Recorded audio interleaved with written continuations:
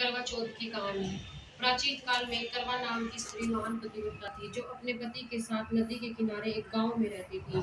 एक दिन उसका पति नदी में स्नान करने को गया। देवयोग से स्नान करते समय वहां एक मगर ने उसका पैर पकड़ लिया। तब वह मनुष्य करवा करवा अपनी पत्नी को चिल्ला चिल्ला कर पुकारने लगा। अपने पति की आवाज को सुनकर उसकी पतिव्रता स्त्री करवा भागी हुई चली आई और उस पतिव्रता ने आते ही मगर को कच्चे सूत के धागे से बांध दिया।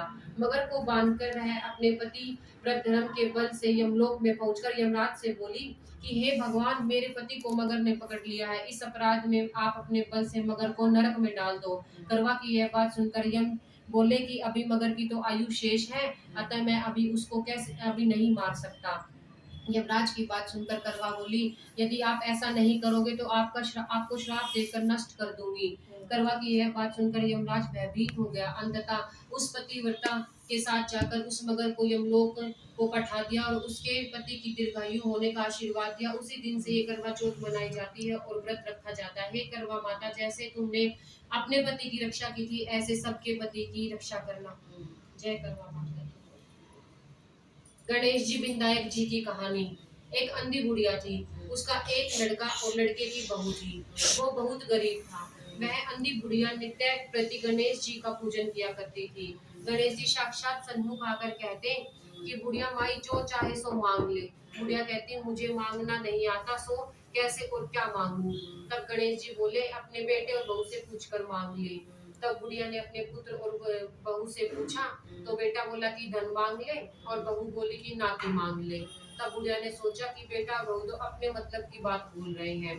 अतः बुढ़िया ने पड़ोसियों से पूछा तो पड़ोसियों ने कहा कि बुढ़िया, तेरी थोड़ी सी जिंदगी है, क्यों मांगे धन और क्यों मांगे नाती, तू केवल अपने नेत्र मांग ले, जिससे तेरी शेष जिंदगी सुख से व्यतीत हो जाए। उस बुढ़िया ने बेटे और बहू तथा पड़ोसियों की बात को सुनकर घर आकर सोचा, जिससे बेटा और बहू और मेरा सबका ही भला हो, वही मांग लेती हूँ।